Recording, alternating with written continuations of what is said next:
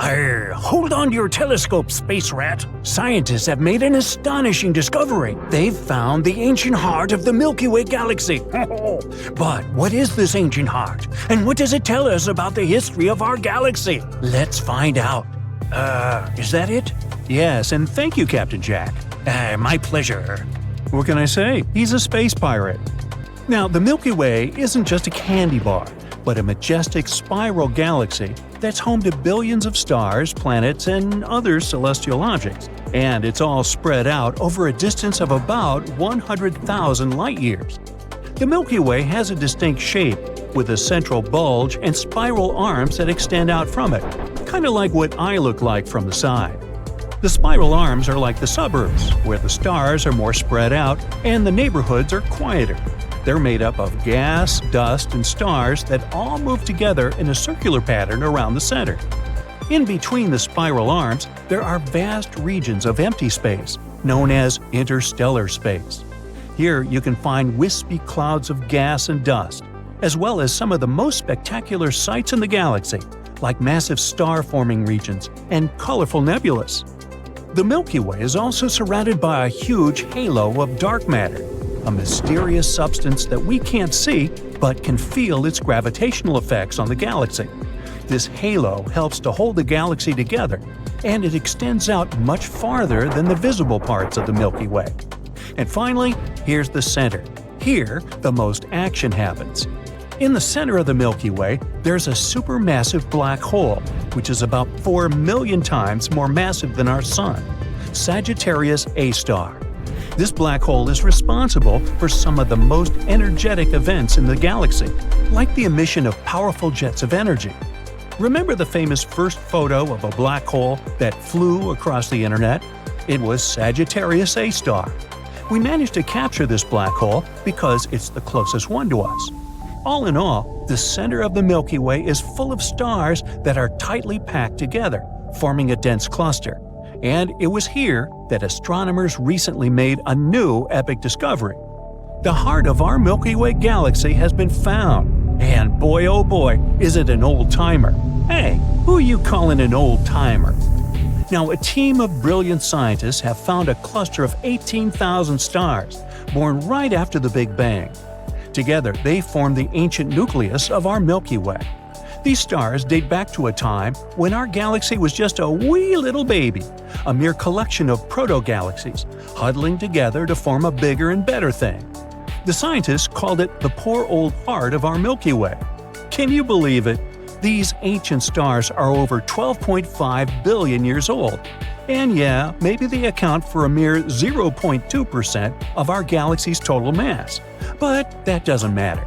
These stars are the building blocks that form the core around which all the other stars and planets took shape. But how exactly did they become this heart of the galaxy? How did they form? And how did we discover all that? To answer these questions, we'll have to plunge into the past, a very, very distant past.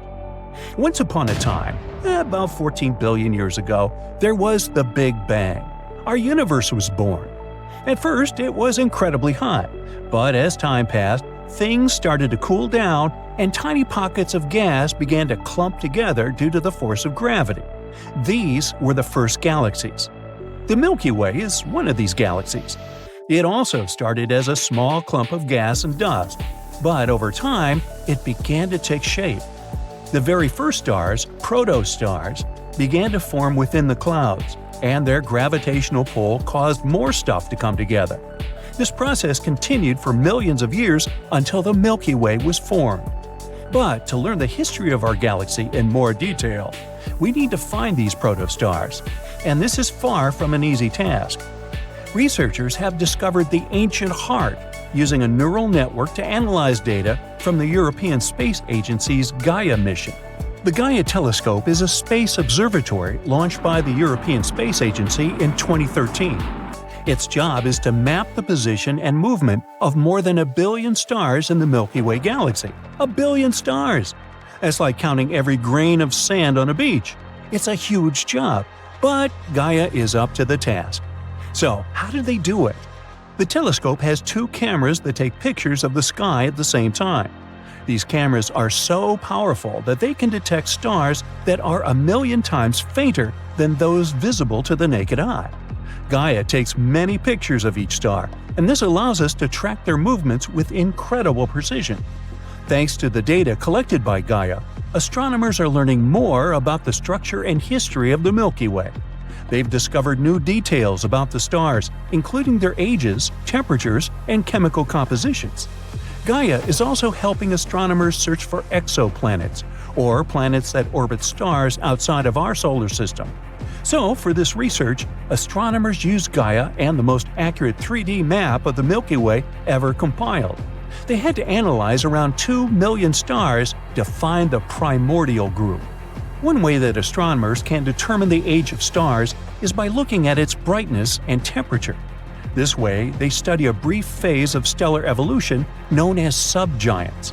But imagine searching through the huge center of the Milky Way for the tiniest group of stars that are older than 12.5 billion years. This is like searching for a needle in a haystack. Luckily, they had a trump card up their sleeve: metals. You see, in the early universe, the cores of these stars were so hot and dense that they were able to smash atoms together to form heavier elements. These heavier elements are called metals in astronomy, even though they're not really metals like the ones we're used to. The more massive the star, the more metals it can create during its lifetime. When the life of the first stars came to an end, they made a big boom and scattered these metals all around. Metals mixed with other gases and joined the newborn stars, and so on. As time passed and the universe got older, more and more generations of stars formed, each one richer in metals than the last. Can you guess what that means? The older the stars, the less metals they should have. So now it was time for some galactic archaeology. The team taught the AI to find the metal-poorest, most ancient stars, and it succeeded. It found a huge cluster, and all of them were within 30,000 light-years from the center of the Milky Way. Then they separated out the stars that formed the ancient heart from the stars that originated in a dwarf galaxy. And finally, we were left with the original stars around which the Milky Way grew. This discovery is incredible. It reveals the remnants of the Milky Way's earliest history. It turns out that simulations of the Milky Way's formation were spot on. The old stars existed just where they were predicted to be. Just imagine, the stars that remember our universe as a baby are still hanging out in the center of our galaxy. Isn't that mind-boggling? So, why is this such a big deal? Well, by studying these ancient stars, scientists have discovered some incredible things. For example, they've confirmed that the Milky Way's core began its life stationary and only picked up rotational speed as it grew. In other words, the Milky Way formed from the merging of 3 or 4 protogalaxies, and these stars were its initial core. But even after billions of years and multiple mergers, the heart of the Milky Way has remained intact, like a sheltered oasis in the midst of cosmic chaos.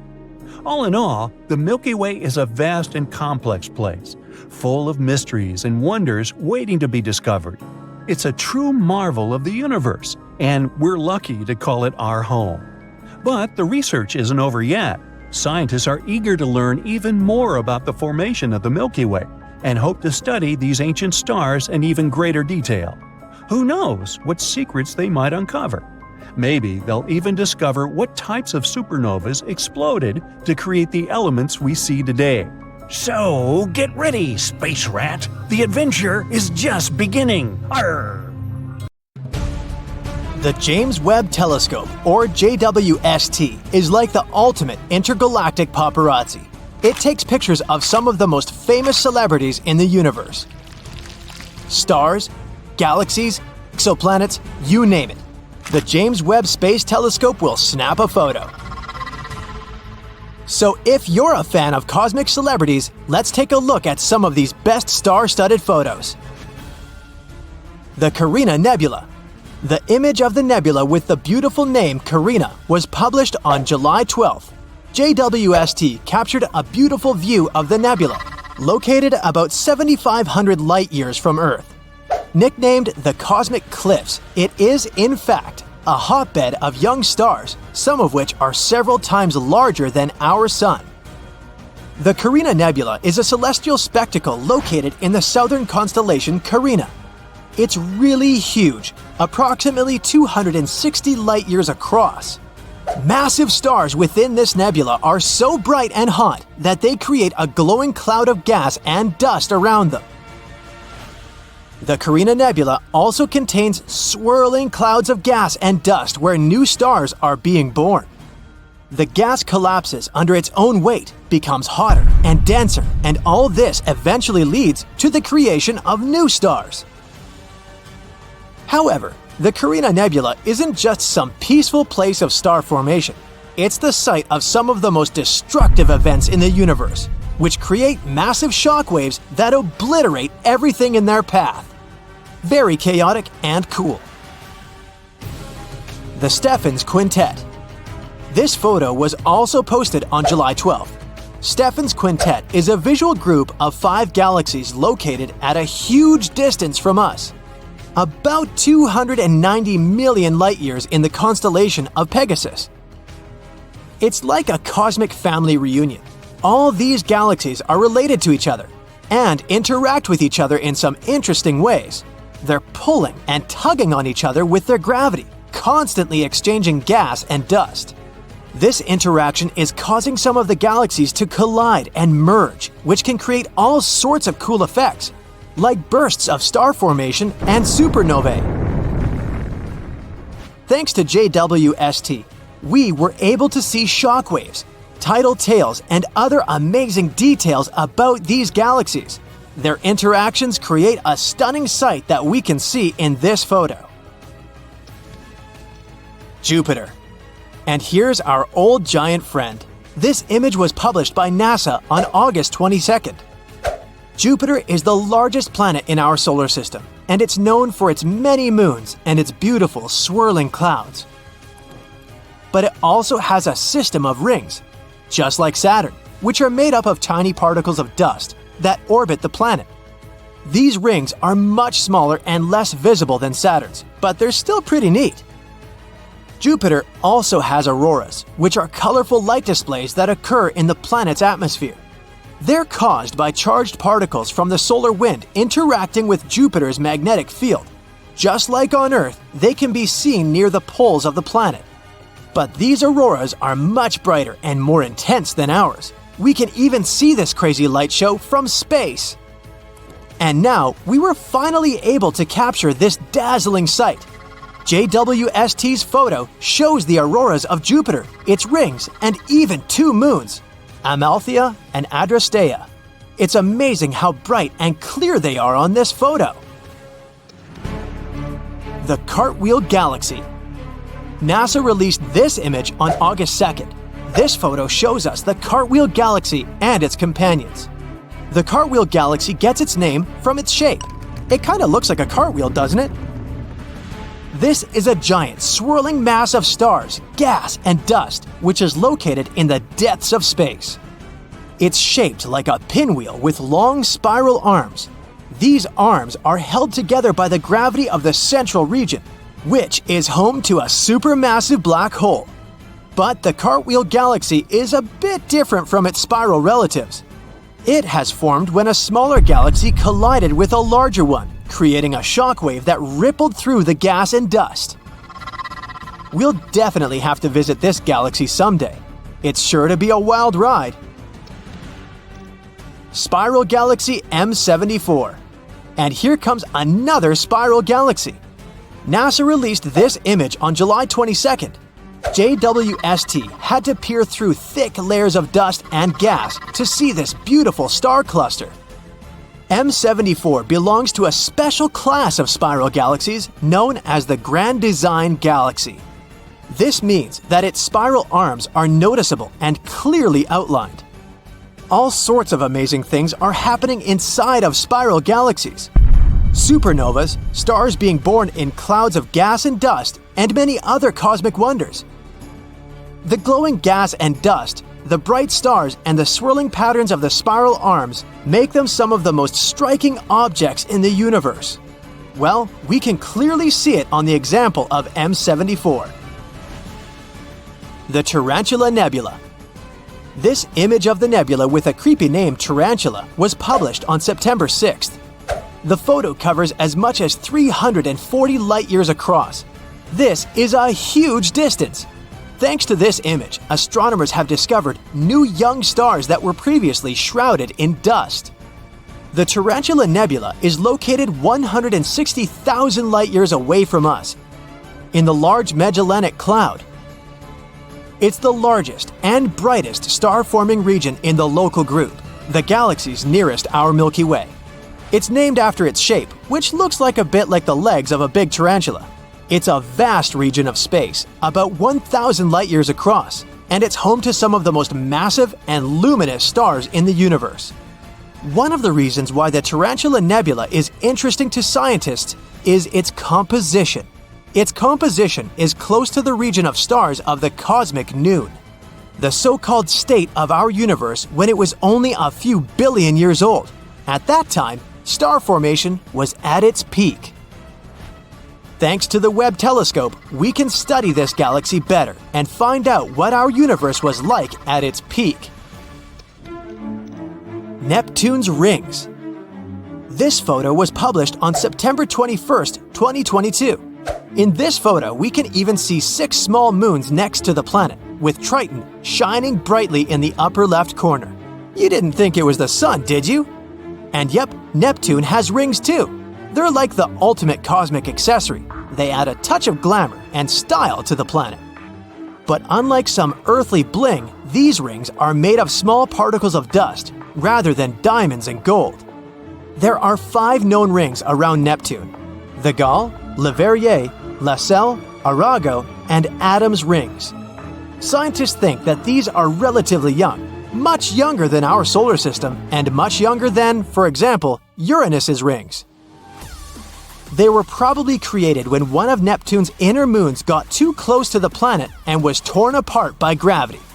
We haven't seen Neptune's rings so brightly since Voyager 2 flew past it back in 1989. So this is a great opportunity to take a closer look at these rings. The Pillars of Creation. This photo was published on October 19th. The Pillars of Creation became famous thanks to the Hubble telescope, but this photo is very lush and much more detailed. These columns, located in the Eagle Nebula, are about 5 light-years tall, which is really, really long. And they look like some majestic rock formations, only much more transparent. Just like a typical Hollywood movie set, they're full of action and special effects.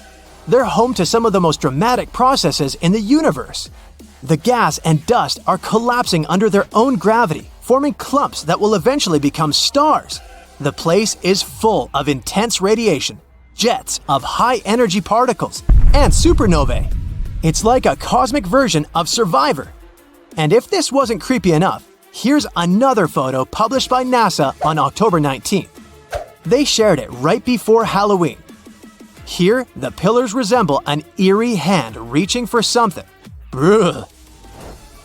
Anyway, all these photos give us a truly awe-inspiring sight.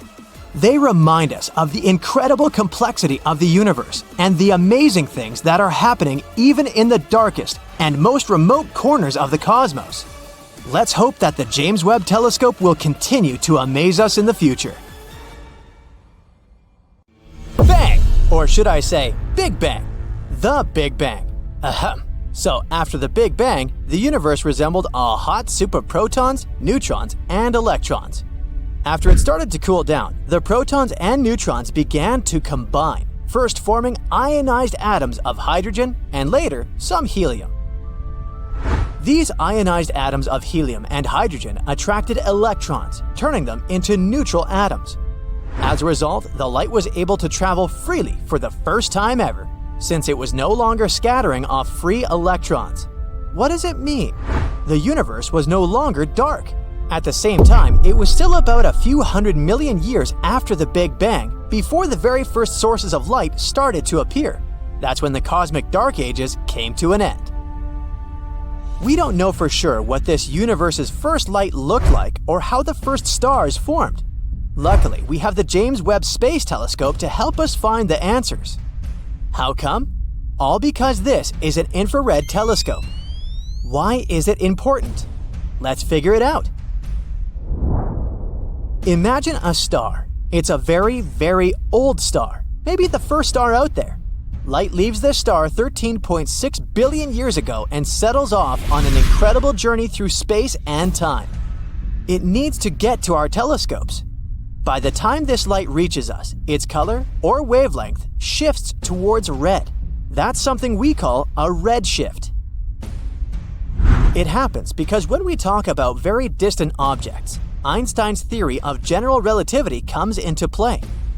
According to it, the expansion of the universe also means that the space between objects stretches, making them move away from one another. But that's not all. Light stretches too, which shifts it to longer wavelengths. Eventually, this light reaches us as infrared. In other words, redshift means that light that is originally emitted by the first stars or galaxies as ultraviolet or visible light gets shifted to redder wavelengths by the time we catch a glimpse of it here and now. For the farthest objects with very high redshift, that bare minimum of visible light is shifted into the near and mid-infrared part of the electromagnetic spectrum. That's why to see those space objects, we need a super powerful telescope. And if we talk about the Webb telescope, it can see back to about 100 million to 250 million years after the Big Bang, which is incredibly awesome. So by observing the universe at infrared wavelength, James Webb lets us see things no other telescope has ever shown before. The primary goal of this incredible piece of equipment is to study the formation of galaxies and stars that formed in the early universe. To look that far back in time, we need to look deeper into space. All because it takes light time to travel back from there to us. So the farther we look, the further we glimpse back in time. To find the first galaxies, James Webb is going to make an ultra-deep near-infrared survey of the universe. Then it'll follow it up with a few other methods of research. Now, as you remember, the gas between stars and galaxies in the early universe was opaque, and energetic starlight couldn't penetrate it. But then, about 1 billion years after the Big Bang, it suddenly became completely transparent. Why? The James Webb Telescope might have found the reason. At one point in the past, the first galaxy's stars emitted enough light to ionize and heat the gas around them. This helped clear the view over hundreds of millions of years. The newest insights scientists got were about a time period called the era of reionization. That's when the universe underwent some dramatic changes. After the Big Bang, gas in the universe was unbelievably hot and dense. Hundreds of millions of years passed, and it cooled down. But then, something baffling happened. It was as if the universe hit the repeat button, and the gas became ionized and hot once again. It could have happened because of the formation of early stars. After that, millions of years later, this concoction became transparent. For a long time, researchers have been hoping to find definite evidence that could explain these changes. And now, the telescope has finally shown that those transparent regions are located around galaxies. Astronomers have seen these galaxies reionize the gas surrounding them. Even better, they've managed to measure how large these transparent regions are. They're ginormous compared to the galaxies themselves. Imagine a hot air balloon, and now imagine a pea floating inside. You've got it, and guess what? These tiny galaxies drove the entire reionization process, clearing huge regions of space around them. These transparent bubbles kept growing until they merged and caused the entire universe to become transparent. The research team chose to target a period of time before the end of the era of reionization. At that time, the universe was not quite opaque, but not quite clear either. It was a patchwork of regions of gas in different states. To find out this cool fact, the astronomers aimed the James Webb Telescope in the direction of a quasar, an incredibly bright space object. It acted as a giant flashlight, traveling towards us through different regions of gas.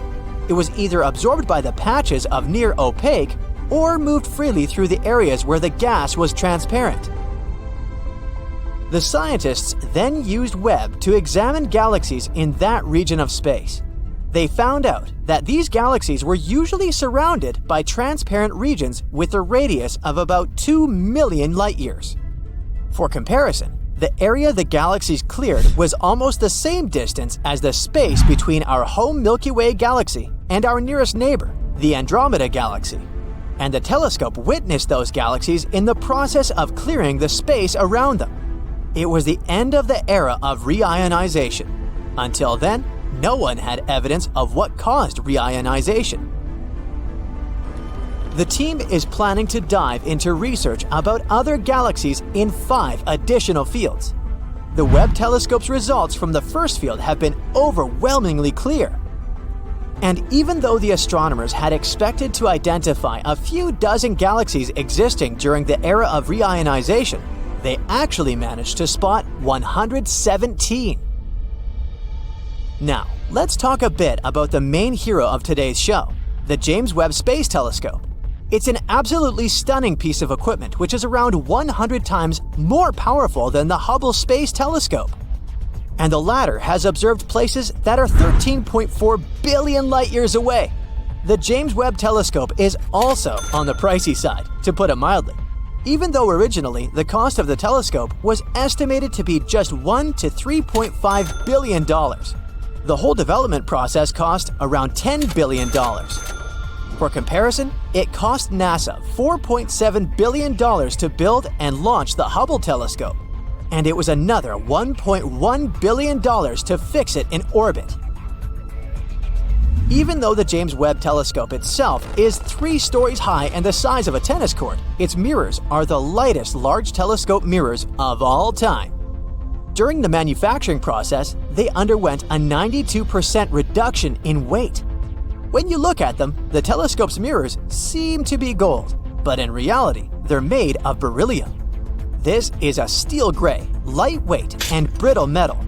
A gold coating is applied to each mirror, that's true, but they can't be produced entirely out of gold, since this precious metal tends to expand and contract, even with small temperature changes.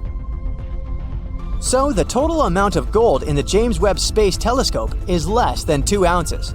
That's a golf ball-sized piece of gold. And the gold plates covering the mirror are less than 1,000 atoms thick.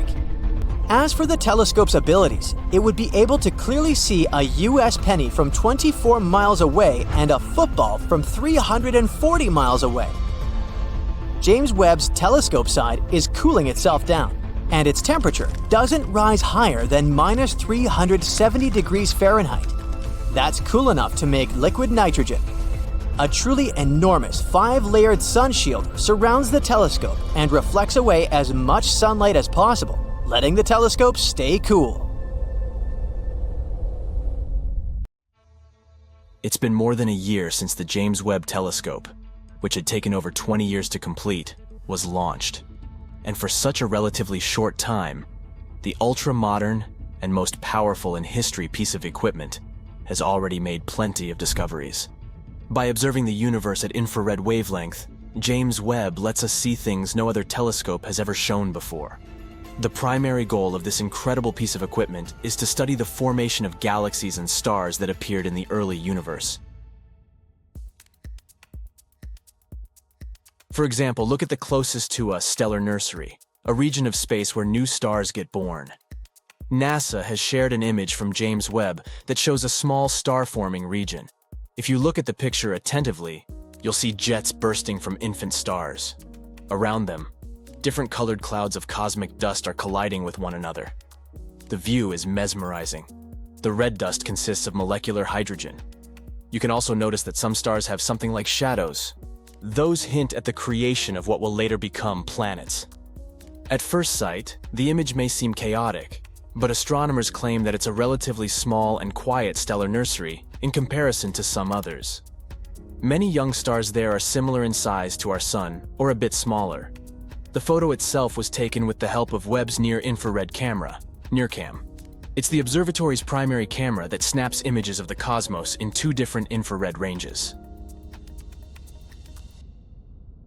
Another amazing discovery the Webb telescope has made is smoke molecules in a distant galaxy. It's the first time such molecules have been discovered so far away from our planet. The galaxy in question lies 12.3 billion light-years away from Earth. It most likely formed about 1.5 billion years after the Big Bang. Despite such a huge distance between the galaxy and our planet, scientists have managed to detect chemical compounds found in soot or smoke, and it's quite a big deal since it has pushed the record for detecting similar complex molecules back by around 1 billion years. This study has also confirmed the sheer power of the coolest piece of space equipment of all time. It managed to make this discovery despite the fact that the spectrometer needed for the measurements didn't perform to the fullest after having experienced a sudden and surprising degradation. The James Webb Telescope has also helped to boost our understanding of exoplanets. Those are planets orbiting stars other than our own Sun. At the beginning of 2023, the observatory spotted its first exoplanet, LHS 475b. It's located 41 light-years away from Earth and is approximately the same size as our planet.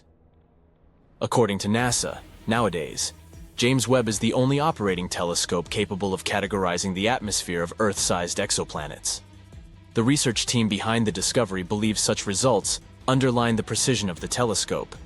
They hope that it will help us locate many more rocky exoplanets that we might be able to colonize in the future. Even though, at first sight, it may seem that the universe is pretty empty, it's actually a very busy place. And Webb has all the necessary instruments to see all kinds of cosmic events happening out there.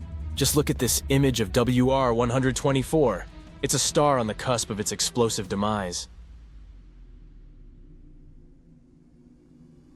In the image, the star is about to go supernova. It happens when a star runs out of its fuel and explodes at the end of its life cycle, releasing a giant cloud of space dust and hot gas into space. The star captured by the Webb telescope was at the Wolf-Rayet stage of its life. That's a period when a star is shedding its outer layers before going supernova. The next amazing thing discovered by James Webb is a star-planet hybrid with very strange clouds. This bizarre world, VHS 1256b, is actually a brown dwarf.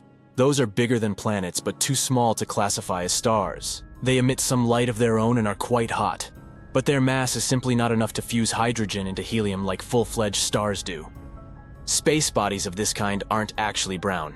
They occur in a wide variety of colors, but those are mostly invisible to the human eye. What we can see is the light they emit, and to us, it appears to be dark orange or magenta. The brown dwarf discovered by the Webb telescope is almost 20 times the size of Jupiter. It orbits 2 red dwarf stars, and to complete one orbit, it needs over 10,000 years. Astronomers first found out about this unusual exoplanet in 2016, but at that time, they didn't classify it as a brown dwarf, and, thus, couldn't explain its puzzling reddish glow. Now, thanks to the James Webb telescope, they know the space object's origin.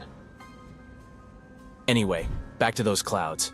As you know, clouds on Earth are made of water vapor, but those on the brown dwarf are different.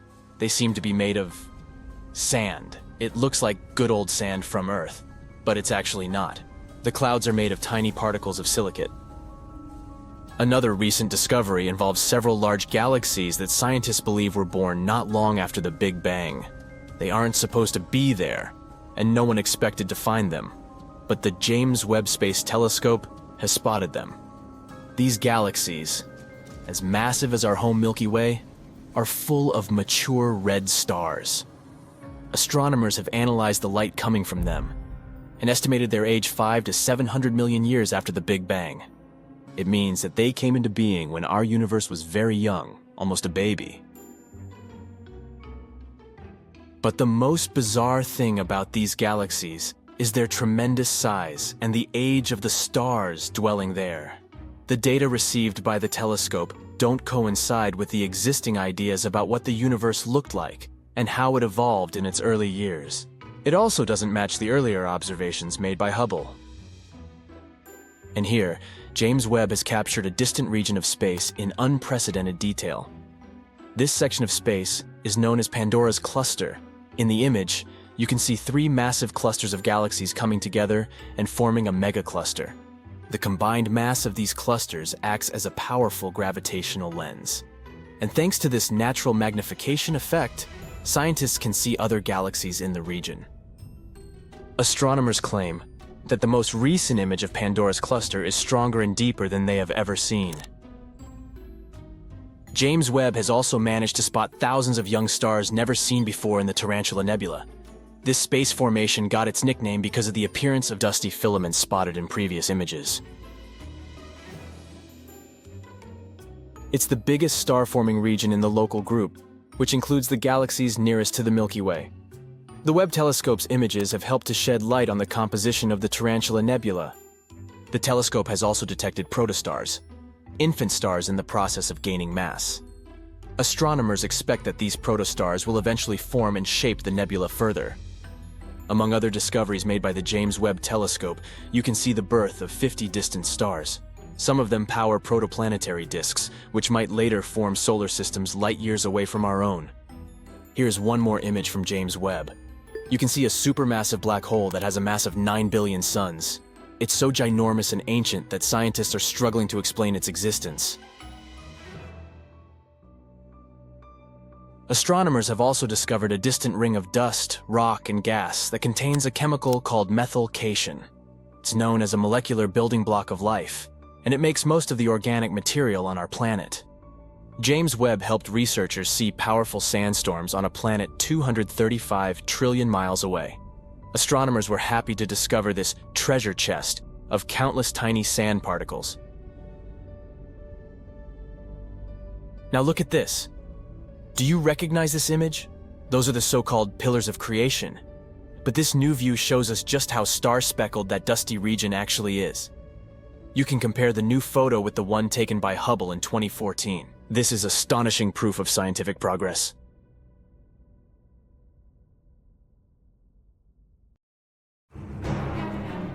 It's dark and incredibly cold. There's no oxygen. There's no water. There's no life. But the James Webb Space Telescope doesn't seem bothered by all this. Its main goal is to find the very first galaxies that formed billions of years ago in the early universe and observe the stars making up distant planetary systems.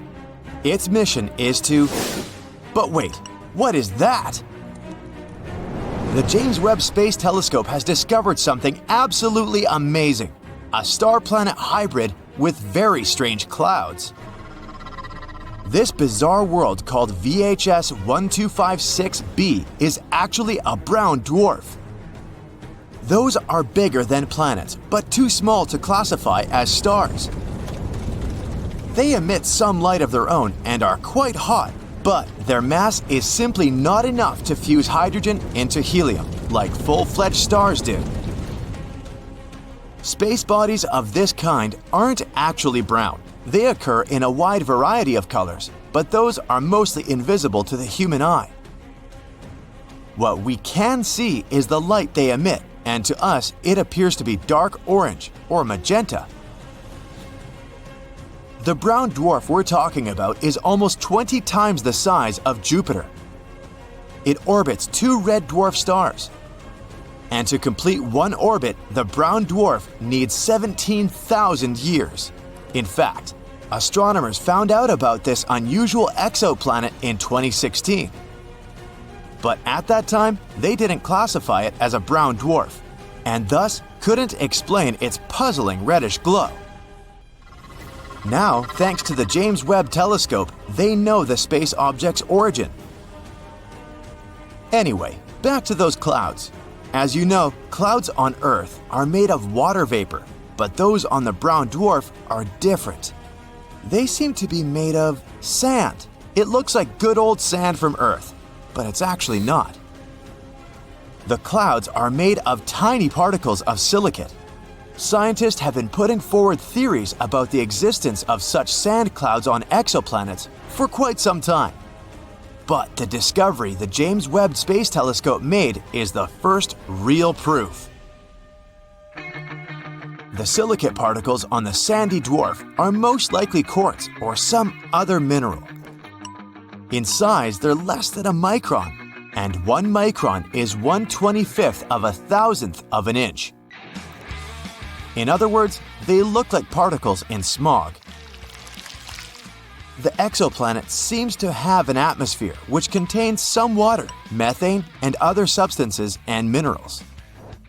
Interestingly, this atmosphere isn't still. It's constantly undergoing extreme changes. Another cool thing about it, scientists have detected carbon dioxide. And this is only the second confirmed discovery of this gas on a planet outside the solar system. By the way, the James Webb Space Telescope, with the help of which astronomers discovered our sandy brown dwarf, is an absolutely stunning piece of equipment. Around 100 times more powerful than Hubble. Even though the telescope itself is 3 stories high and its size equals that of a tennis court, its mirrors are the lightest large telescope mirrors of all time. When all the 18 mirrors of the telescope were completed during the manufacturing process, their mass was reduced by 92% in comparison to the initial discs. Each mirror weighed a mere 44 pounds. The telescope's mirrors seem to be gold, but in reality, they're made of beryllium, steel gray, lightweight, and brittle metal. There is indeed a gold coating on each mirror, but they can't be produced entirely out of gold, since this material tends to expand and contract even with small temperature changes. That's why the total amount of gold in the James Webb Space Telescope is less than 2 ounces.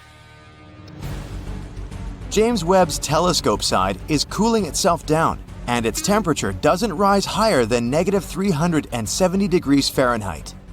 That's cool enough to make liquid nitrogen. A truly enormous 5-layered sunshield stretches around the telescope and reflects away as much sunlight as possible, letting the telescope stay cool. The telescope was launched near the equator because Earth spins a bit faster there, and this gave the rocket some extra push. The telescope orbits the Sun more than 1 million miles away from Earth, and when it runs out of fuel, it'll keep orbiting the Sun indefinitely. On the other hand, even though the telescope wasn't actually designed to be serviced or upgraded, it might potentially be refueled with the help of robots. This would extend its life. Anyway, if you think that our newly founded brown dwarf is the only bizarre exoplanet out there, let me show you some other breathtaking worlds. There is an exoplanet that is really something else. Just look at its awesome magenta color. You can find it in the Virgo constellation. The planet is called Gliese 504b. It orbits very far from its parent star, 9 times the distance between the Sun and Jupiter. The planet formed relatively recently and is still glowing with heat. That's why its surface looks pinkish. One of the oldest exoplanets we know about is about 12.7 billion years old. It's almost 3 times as old as Earth. This also means that the so-called Genesis planet formed only about 1 billion years after the Big Bang. The planet is so old that its 2 parent stars have had enough time to evolve into a white star and a pulsar, making almost 100 revolutions per second. I bet sunrises on this planet must look awesome. Just 20 light years away from the Sun, which isn't such a great distance when we talk about space, a bizarre rogue planet is roaming the Milky Way galaxy. But even though this planet doesn't orbit any star, it still has an incredibly powerful magnetic field. It's 4 million times stronger than Earth's. The exoplanet also produces amazing auroras. That's why when it was discovered in 2016, astronomers were almost sure they had detected a brown dwarf. But later, scientists got some proof that this space object wasn't big enough to be a brown dwarf. The planet sure is a mammoth among its peers. It's 1.2 times as wide as the largest planet in the solar system, Jupiter, and more than 12 times as heavy. Astronomers think the exceptionally strong magnetic field helps the planet produce auroras. But the most curious thing is that they're generated in a different way than auroras on Earth. It might be because the exoplanet's moon helps the planet create mesmerizing light shows. The next exoplanet isn't like any other. It's often called Super Saturn or Saturn on steroids. That's because J1407b has a colossal system of rings. They're 640 times as large as those our Saturn has. This bizarre world is the only planet we know about that has rings similar to Saturn's. If you moved this giant to our solar system and used it to replace Saturn, its rings would look many times larger than a full moon. An exoplanet called WASP-12b munches on the light coming from its star. It's one of the darkest worlds people know about. All because its day side consumes light rather than reflects it back into space. The egg-shaped planet is giant, twice the size of Jupiter, and it traps more than 94% of the light that reaches its atmosphere. It might be the main reason for the temperatures on the surface of the planet that can rise up to 4,600 degrees Fahrenheit. The night side of the planet isn't as hot as its day side, a mere 2,200 degrees Fahrenheit. The difference in temperature makes water vapor and clouds gather above the surface of the planet. And from time to time, swirls of material from the planet's superheated atmosphere spills onto its star. What a view! Discovered in 2017, KELT 9b is one of the hottest exoplanets we know of. The temperatures there can reach 7,800 degrees Fahrenheit. For comparison, the temperatures at the surface of the Sun reach 10,000 degrees Fahrenheit. The planet is probably so insanely hot because it orbits extremely close to its star, KELT 9, which is way hotter and bigger than our Sun. Experts believe that the giant star might one day evaporate the entire planet. Wow, the James Webb Telescope has been fully deployed. If you're interested in astronomy or space, you've got to be excited about the James Webb Space Telescope. Here's why. For starters, it's huge. How huge? The primary mirror of the JWST is over 21 feet wide. The Hubble Space Telescope, the previous largest eye in space, has a mirror of about 7 feet 10.5 inches. By comparison, if you place the two telescopes side by side, it'd be like putting a horse next to an elephant, and elephants are enormous. There's a perfect reason why the Webb, as it's affectionately called, is massive. It has to be huge because it's not an optical telescope in the traditional sense that most telescopes are. The JWST is an infrared telescope. It sees heat. Infrared light has a longer wavelength than visible light, so it needs a larger mirror to focus that light. So what do we have here with the James Webb Space Telescope?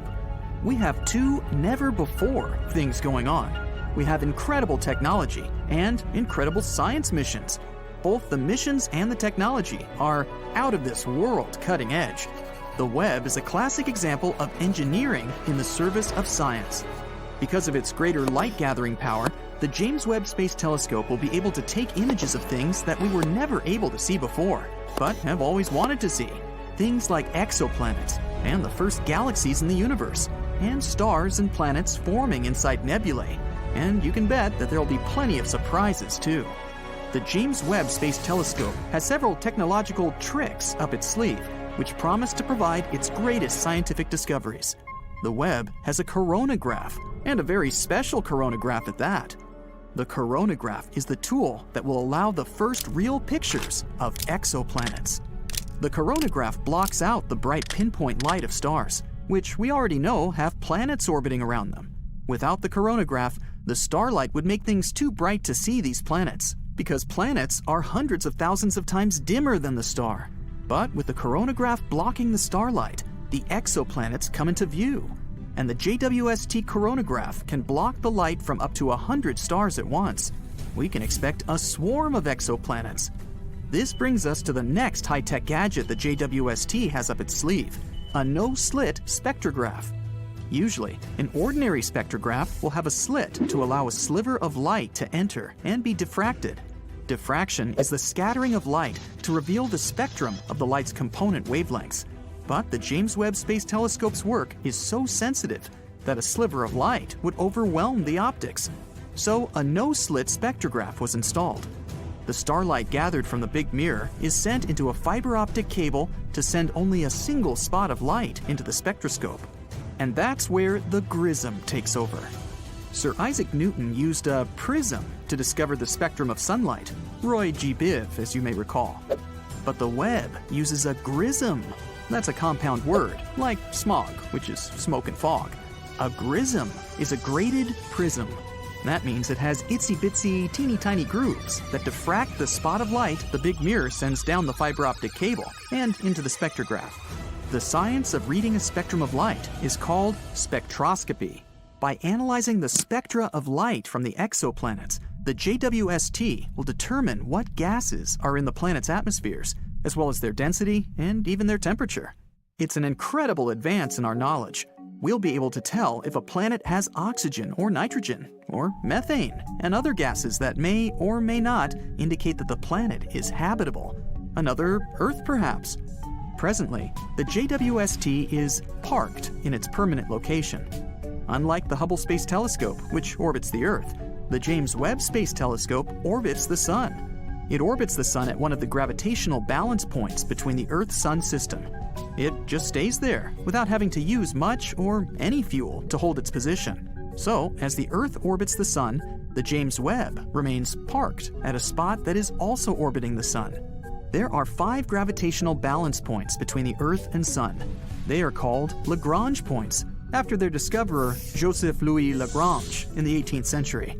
The Webb is parked at L2, the second of the 5 Lagrange points, which lies 932,000 miles out into space, way beyond the Moon.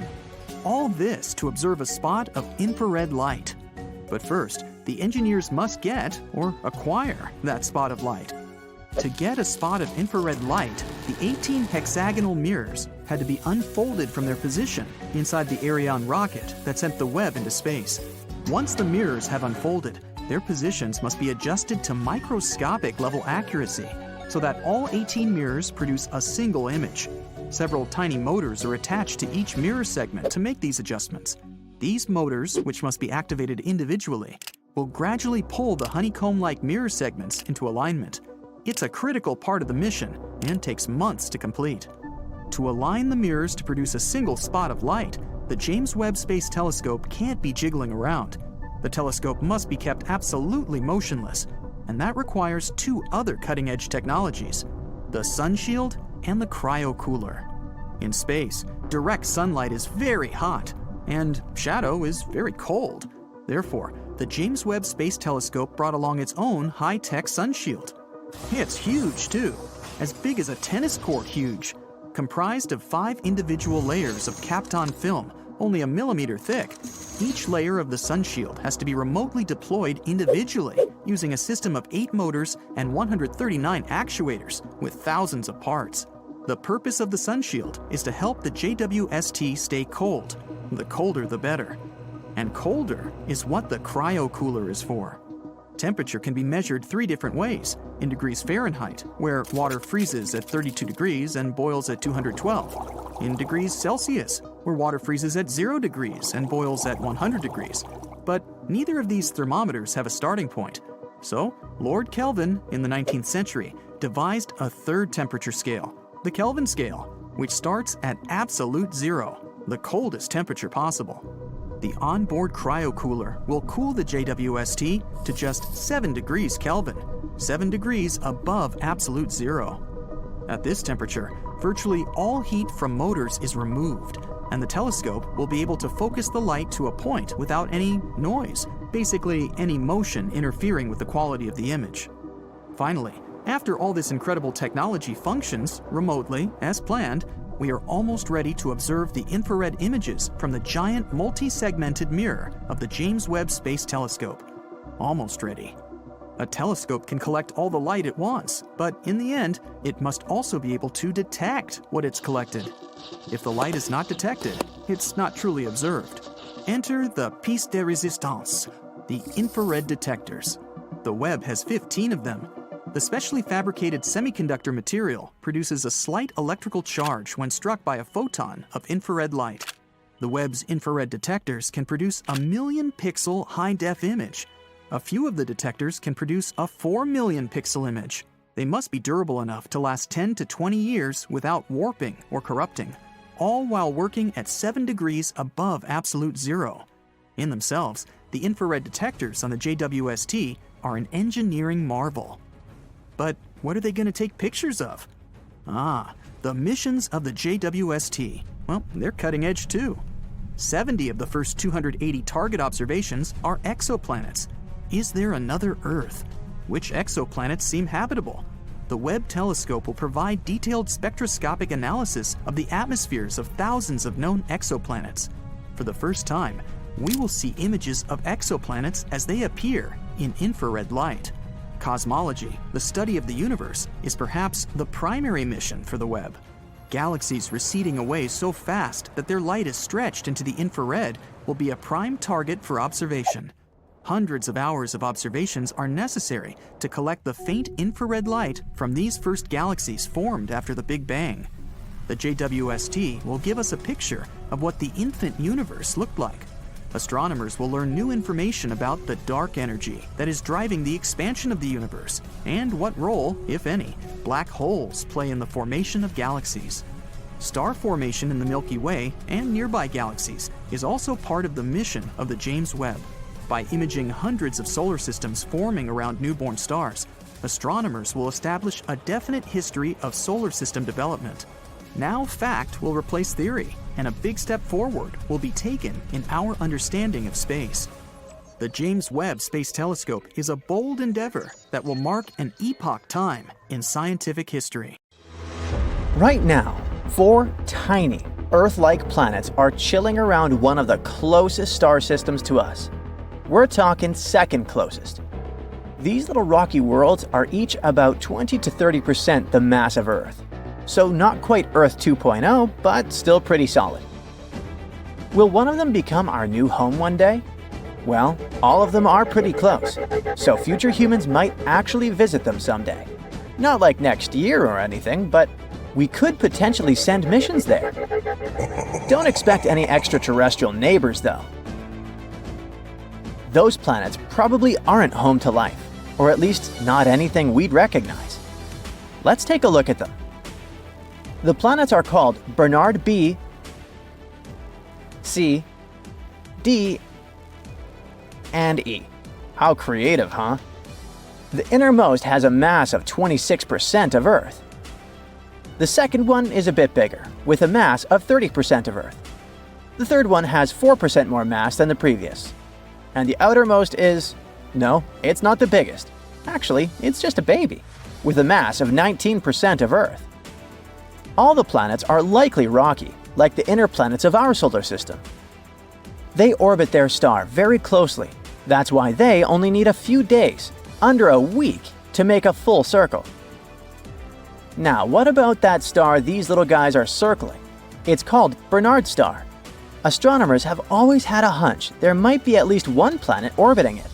First off, this star is super close, in cosmic terms of course. Only the Alpha Centauri trio is closer to us.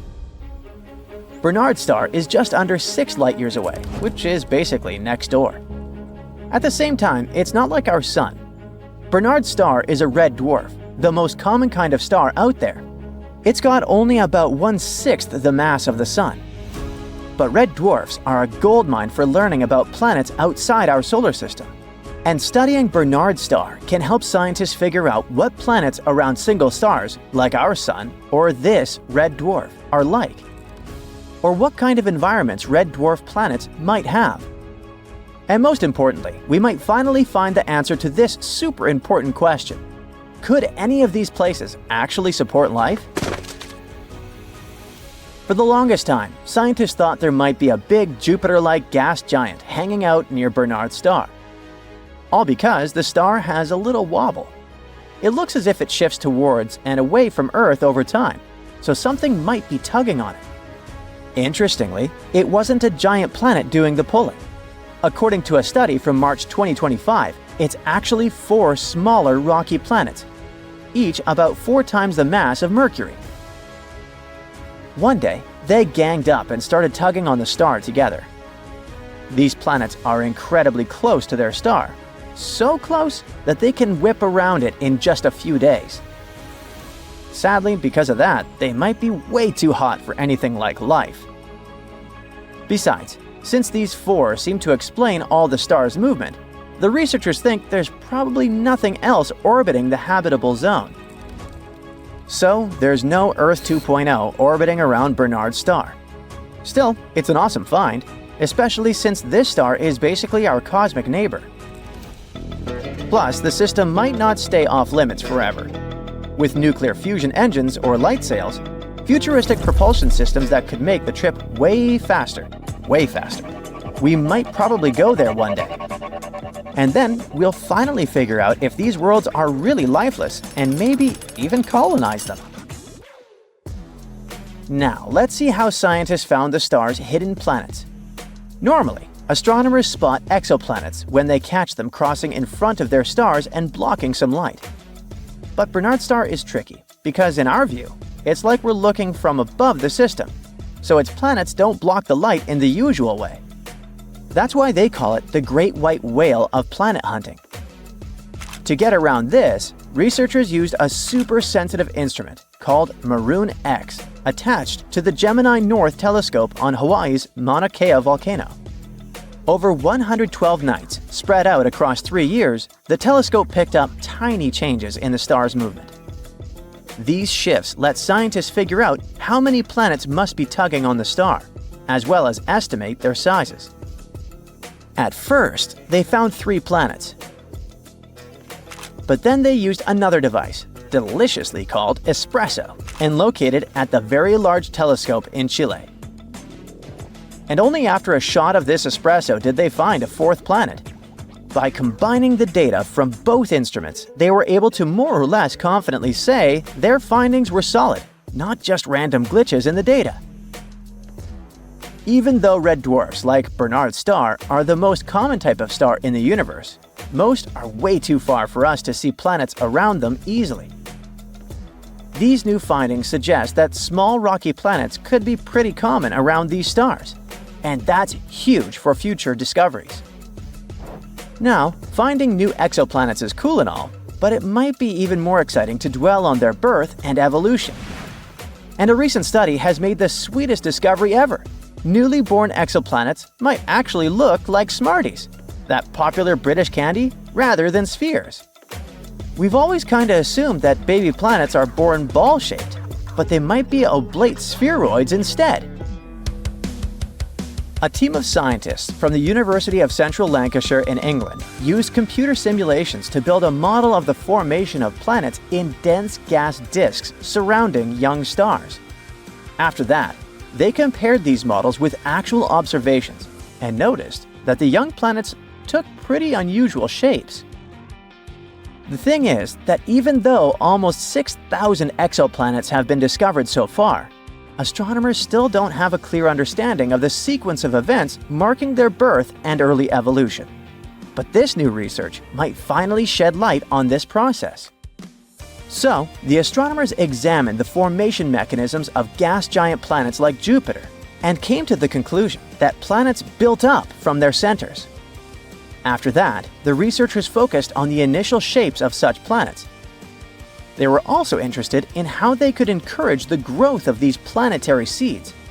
How could they turn into such massive planets, some of them bigger than our solar system's largest giants? According to the standard theory of the formation of planets, such growth happens gradually and smoothly. First, dust particles start to stick together, turning into larger and larger objects. This process lasts for a very long time and is known as core accretion. It's the model of planet formation scientists favor. There's another theory, according to which planets' birth might happen over shorter periods of time. This data involves a protoplanetary disk, a disk of gas which makes up 99% of its mass, and dust, around 1%. This disk orbits a newly formed star, and hypothetically, planets might form from this cloud.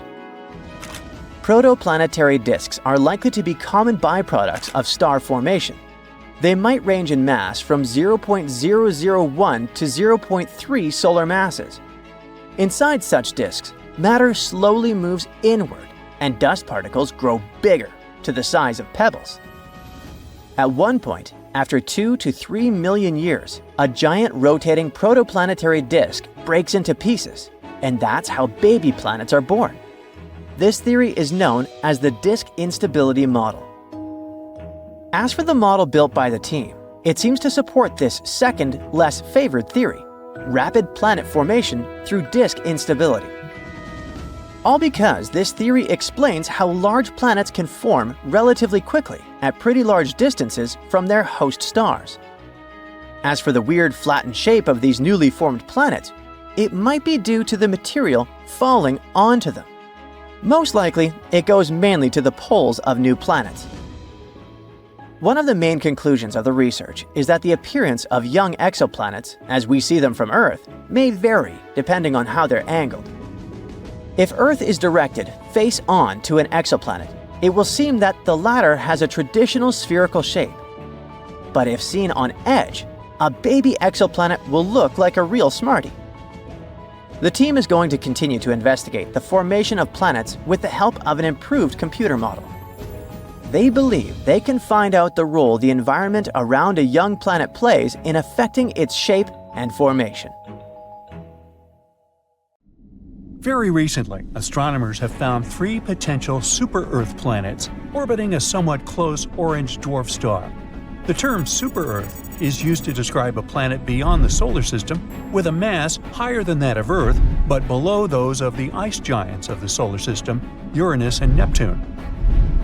An international team of researchers, led by Dr. Shweta Dalal from the University of Exeter, found that the exoplanets were orbiting star HD 48498, which is located around 55 light-years away from Earth.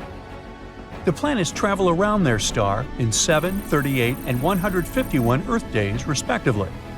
The study describing these findings appeared in the journal MinRes on the 24th of June 2024. The coolest thing here is that the outermost exoplanet candidate orbits in the habitable zone of its host star, and the conditions there might be comfortable enough for liquid water to exist on the surface without boiling or freezing. Such habitable regions around stars are also known as the Goldilocks zone and are believed to be ideal for potentially supporting life. Another reason this discovery is so important is that the orange host star is like our Sun. But since it's an orange dwarf, it produces less radiation than our yellow dwarf star.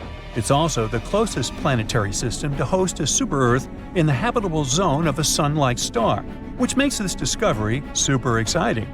It can help us move forward in our quest to locate habitable planets around solar-type stars. Who knows? Maybe this planet will be our new home one day. These potential super-Earths were detected thanks to the HARPS and Rocky Planet Search Program. Throughout a decade, the team taking part in this research has collected nearly 190 high-precision measurements using special equipment. By analyzing the spectrum of light coming from a star, astronomers can figure out whether it's moving toward us, this is known as blue shift, or away from us, that's what we call red shift. And still, to make sure their findings were correct, the team used lots of different methods and comparative analysis. Everything confirmed their conclusions. There indeed are 3 planetary candidates with minimum masses ranging from 5 to 11 times the mass of our home planet. The team also believes that the proximity of the star, together with the outermost planet's favorable orbit, can make this system a great target for future studies. Hopefully, further research will open doors for our understanding of planetary systems and the potential of life outside our solar system. Scientists have already discovered more than 5,000 exoplanets, which are planets outside the solar system, since the first such world was confirmed orbiting a Sun-like star in 1995. To find those distant planets, astronomers use different equipment, like NASA's Kepler Space Telescope, launched in 2009. Its mission was to find as many Earth-like planets dwelling in the Milky Way galaxy as possible. But it's not the only instrument used for searching exoplanets. Anyway, now let's look at the most exciting and promising of these worlds. Gliese 667 cc is a mere 22 light-years from Earth. But even though it seems close, it's still around 129 trillion miles away from us. The planet itself is around 3.8 times as massive as Earth and completes one orbit around its host star within 28 days. In other words, a year on that Earth-like planet is 13 times shorter than a year on our planet. Luckily, the star is a cool red dwarf, so the exoplanet most likely lies in its habitable zone. But there's still a chance that this world might be regularly baked by the flares coming from its parent star, which is not cool on many different levels. Kepler 22b is way further away than the previous world, more than 600 light-years away from our planet. It was the very first Kepler planet found in the habitable zone of its star. This world is larger than Earth. It's about 2.4 times our planet size. Sadly, we still don't know whether this planet is rocky, liquid, or gaseous.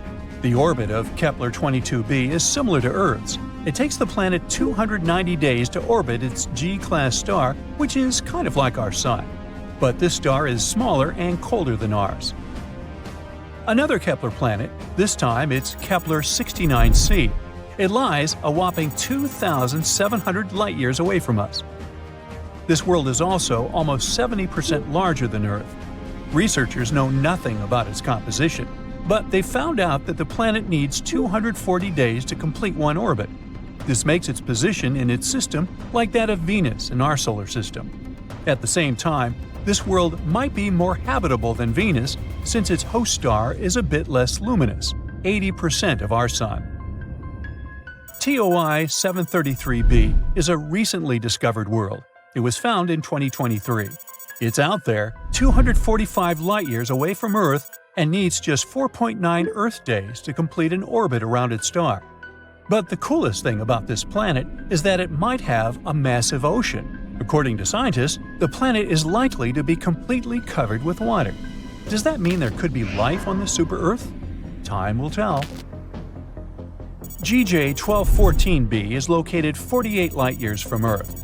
This planet is a super-Earth, almost 3 times bigger in diameter and 8 times heavier than our home. It orbits around its red dwarf star faster than you can binge-watch your favorite series, finishing a complete loop every 38 hours. But it's not just the planet's size or orbit that's out of this world. It's pretty hot out there, with mind-melting 450 degrees Fahrenheit. But the coolest thing is that this planet is practically drowning in water. The sizzling temperatures and crazy high pressures on JG 1214b create some cool materials like hot ice and superfluid water. Superfluidity is something that happens in liquid helium when it's almost as cold as it can get. On Earth, water totally missed the memo about being superfluid because it needs ridiculously low temperatures and off-the-chart pressures to pull off that trick. Still, there's not much use in superfluid water. Even if you try it, you'll just get dehydrated. The super-Earth that's closest to us was discovered in 2016, and it's called Proxima Centauri b. It's located a mere 4 light-years away from Earth and has a mass remarkably similar to that of our planet. A year on Proxima Centauri b is short. It only takes the planet 11.2 days to complete a circle around its central star. Scientists discovered this world after they noticed that its parent star was slightly wobbling. They hadn't been sure what exactly had been happening there until they realized Proxima Centauri b's gravity probably produced pulls and tugs that caused these wobbles. Although the exoplanet is traveling in the habitable zone of its star, Proxima Centauri, it is exposed to extreme ultraviolet radiation, all because it lies very close to its parent star. Also, none of the telescopes that are currently working and exploring exoplanets are positioned well enough to capture the light from the atmosphere of this super-Earth. Most things there are still a mystery to us, even though we're talking about a planet that's really close. Super-Earth TOI 715b orbits a red dwarf. a star smaller and cooler than our Sun. At the moment, such stars remain prime candidates for finding habitable planets orbiting them. Those miniature rocky worlds have far closer orbits than those circling around stars like our Sun. But since red dwarfs are small and cool, the planets don't risk anything when crowding closer. They're still safely within a star's habitable zone. Experts say that TOI 715b might have once had an atmosphere thicker than that of Neptune, and now the planet could be in a transition state where it's losing its atmosphere. To confirm this suspicion, scientists need to do more research, and they might finally learn whether this planet is a watery terrestrial planet. The hunt for interesting exoplanets and life forms somewhere out there in the vast expanse of the universe keeps going. No stopping here. We're basically searching for a second Earth, a planet that's similar to our home, and where we could finally find some space friends. Hey, we're not picky. Any form of life is fine, even some bacteria-sized organisms. And this search has mostly been going on in the habitable zone around other stars. We call this the Goldilocks zone. That's a region where conditions are barely just right for liquid water to exist, whether we're talking about the surface of a planet or a moon. The hotter the star, the more space we get to explore, because its habitable zone spreads far away. And in terms of endless space that we yet know so little about, that's a lot of work. That's why we're fans of red dwarfs. There are hundreds of billions of stars in our galaxy, and probably around 80% of them are red dwarfs. These tiny stars are much cooler than our Sun. It means that their habitable zones are much smaller and closer to the star, so we know better where to look for planets. They're circling around their central star, and at some point, bingo, there it is. They pass in front of it and block out some of its light.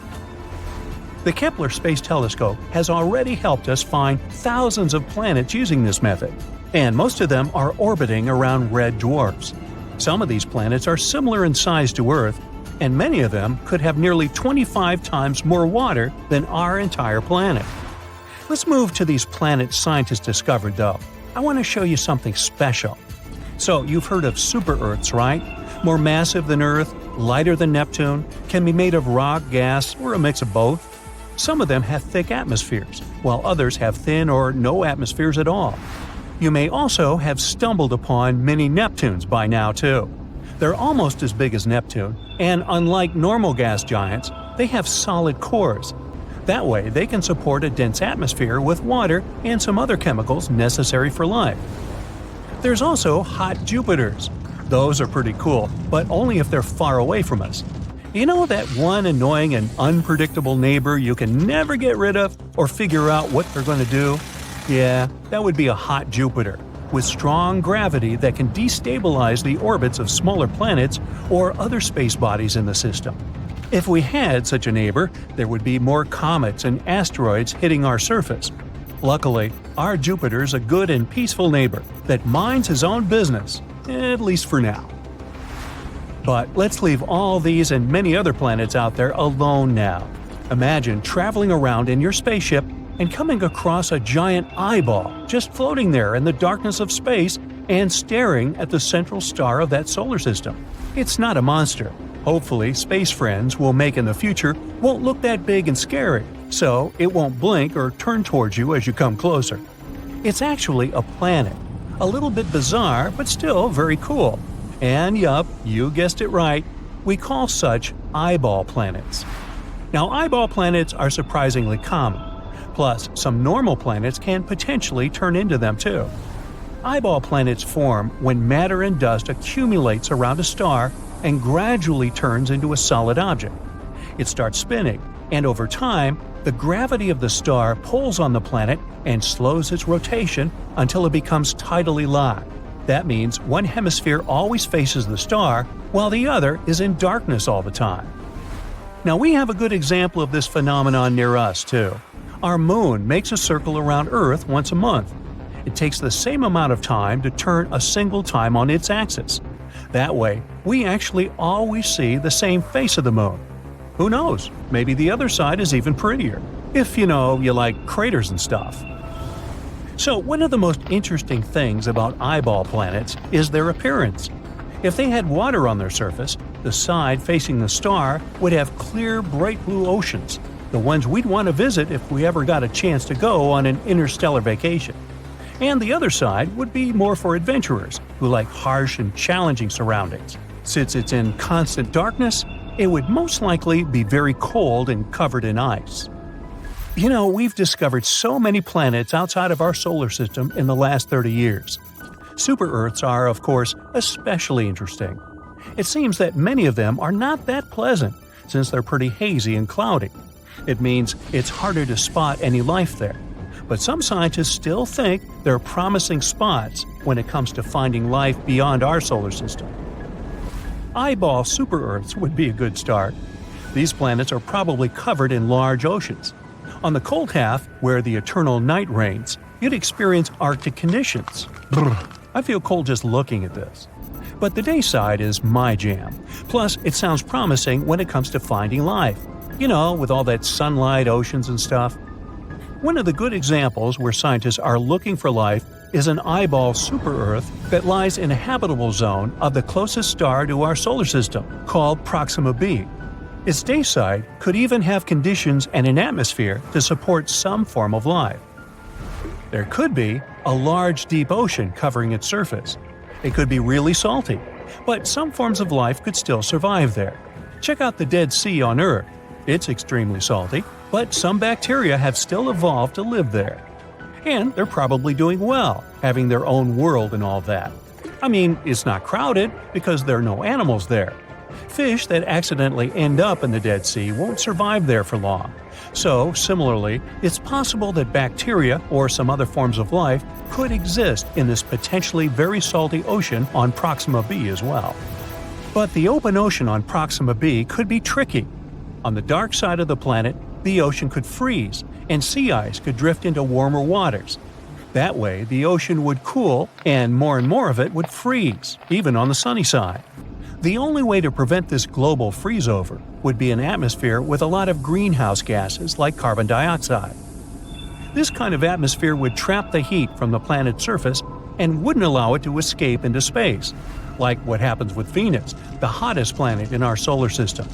Without an atmosphere with greenhouse gases, the surface of Proxima b would be much colder, so it's possible that the planet would completely freeze over. The opposite scenario could also be possible.